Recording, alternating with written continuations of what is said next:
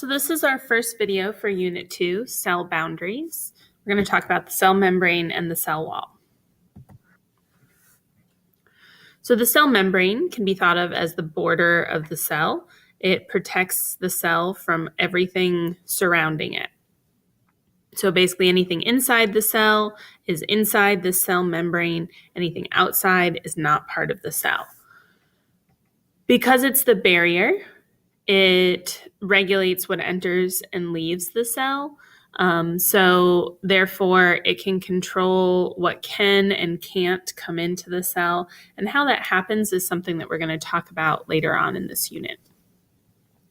The cell membrane is fairly thin and it's pretty flexible.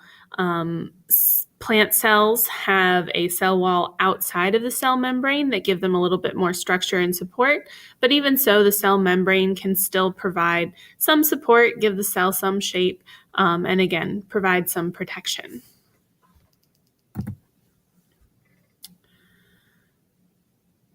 So specifically, the cell membrane is made up of a double layer sheet called a lipid bilayer. So let's break down that word right there. So lipid refers to fats, and the term bilayer, bi means two. So it's going to be two layers of fat molecules.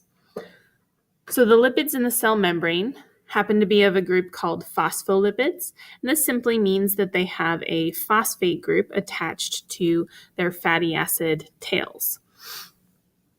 The head of the phospholipid is hydrophilic, which means water-loving, and that is the part in the diagram right here that, I can get my pointer, the diagram right here, this is the water-loving part, and then the tails, this part down here, is the hydrophobic or water-fearing part. So when we come over here, you can see that the water-loving part is pointed outside the cell membrane and also inside, because we know that the inside of the cell is also water-based, just like outside of the cell. And then this little middle part of the cell membrane, this is where the hydrophobic tails go, so that way they don't actually have to touch the water. They kind of line up along each other so that way they can stay away from the water that's inside the cell and the water that's outside the cell.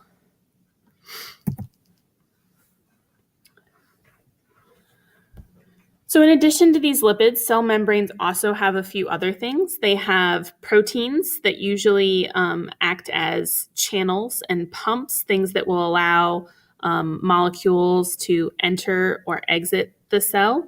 If it's a channel, then it's probably something that's moving across on its own. And if it's a pump, then it probably requires energy. There's also carbohydrates embedded in the cell. Here you can see in the diagram some carbohydrate chains sticking off. And these basically act as an ID card, telling cells, other cells, who that cell is. So you can think about it like a driver's license or an ID card, signifying who that cell is. Now we move on to cell walls. Cell walls are only found in plants, fungi, and bacteria. Animal cells do not have a cell wall. The cell wall is found outside of the cell membrane. So in this diagram, this very thin, sort of tan brown area would be the cell membrane. And then the cell wall is this thicker green, more rigid part of the structure. Although they are very rigid, they do have pores, or basically little like portholes that allow water, oxygen, and carbon dioxide to pass through, since the cell needs to make sure to take in certain molecules and get rid of them. So it can't be too stiff and rigid so as not to have these holes that allow for the transport of these different materials.